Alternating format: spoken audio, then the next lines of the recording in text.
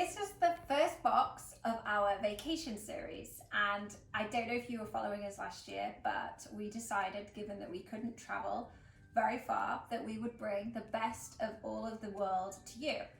So every single box is designed around everything that is in season and naturally comes from the country that we're visiting. And this week it's Australia. So there are some elements in this box that we've never used before that you're going to be completely surprised at too. So this one, you'll be able to smell it and then you'll be like, oh my God, it smells so familiar. But it is sage. So isn't it beautiful?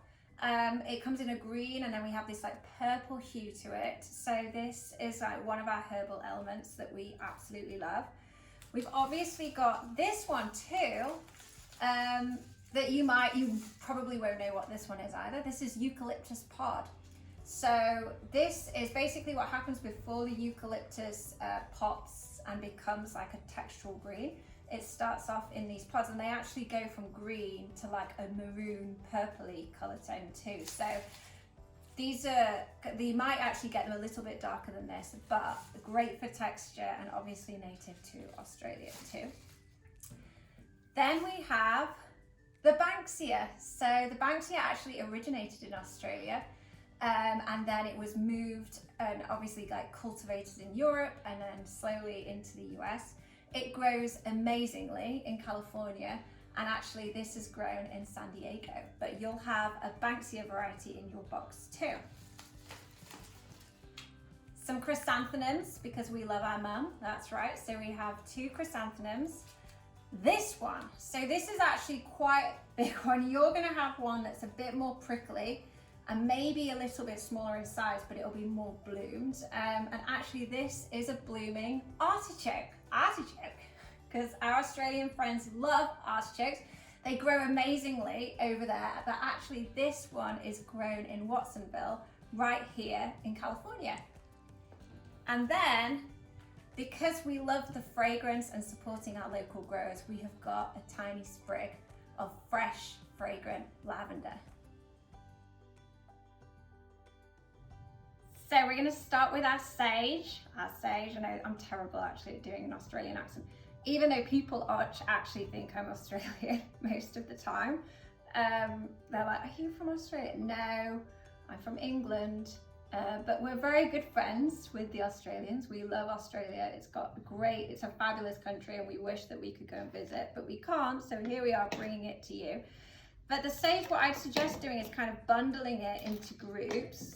And then I'm just using the garden vase for this one. So just put like a bundle on the left side and then a bundle, cut that one down a little bit more, on the right side.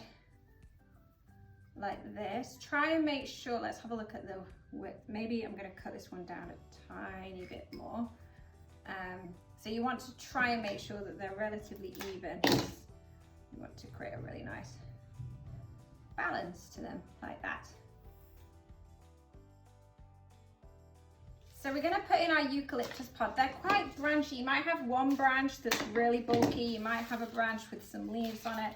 Try and make use of what you have. They're pretty heavy, like they're so weighty that you'll find that you'll want to cut them quite short and like then lean them inside the perimeter, because otherwise they're just so top heavy that they kind of like topple over. So it's nice to use them to add a little bit more substance to the greenery, but also a little bit of texture too. So there we go.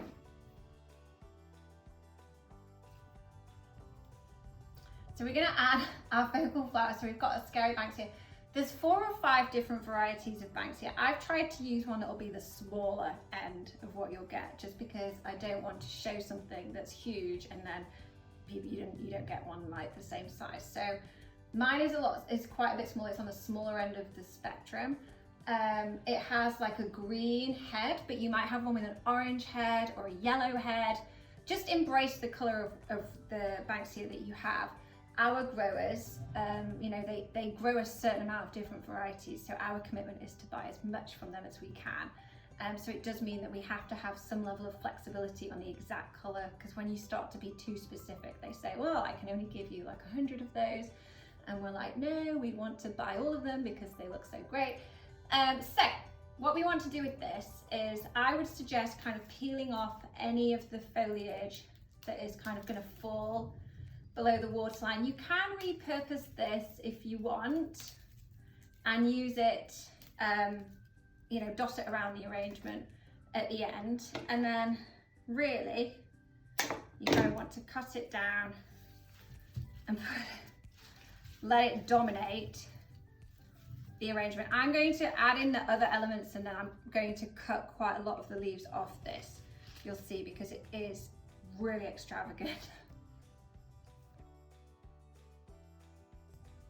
So the artichoke, they're pretty chunky, so you want to cut them down, and then I would rest it like right next to the Banksia. So it is a secondary element, so you do want to be conscious of that. It is quite important to give the focus to the Banksia, but obviously who can't deny that a blooming artichoke doesn't look extraordinary? So next we're going to add our chrysanthemums. I would suggest stripping the leaves from these, simply because I don't really like the foliage on chrysanthemums, to be honest. I think they look much cleaner without it. So just pull the leaves off. They're pretty easy to do.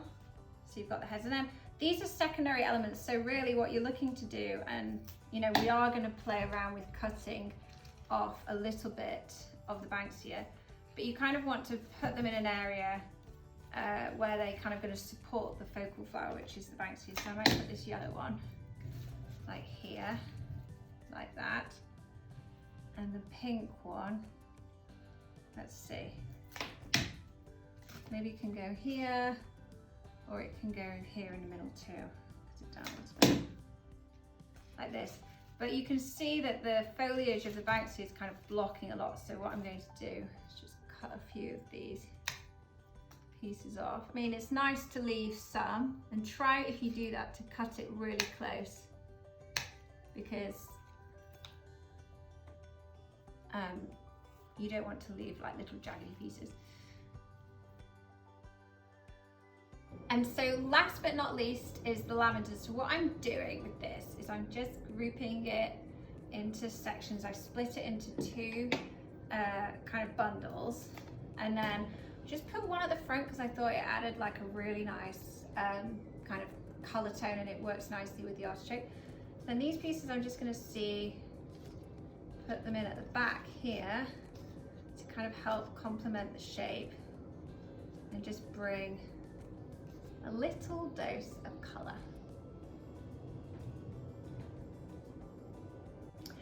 And there we have it, our trip to Australia. So couple of things I wanted to talk about in terms of care tips with this one is keep it hydrated, keep it in water. Like, you don't really need to recut the ends of anything because all of this is completely resilient. In fact, I was just saying that this arrangement in a way just won't die. Like, it will live for a really long time. And a lot of these elements you can dry too. So the Banksia, this one, you can dry, and basically what that means is in a couple of weeks, 3 weeks time, just you could leave it in the vase but without any water and just keep it standing upright. The lavender and the sage, tie with the twine from the box and just hang it upside down somewhere in the house. And honestly, it dries so beautifully. The sage, we're actually going to buy a lot of the sage now and dry it out for our holiday wreaths because it looks really pretty and it still has like a nice fragrance to it. So the lavender and the sage you can do that with. And then the artichoke, it'll lose its color and it will turn like a darker color. But again, it still looks really pretty as it fades too. So there's so much. The only thing that you're not going to be able to hang on to forever is really the chrysanthemums. So enjoy, and thank you for visiting us in Australia.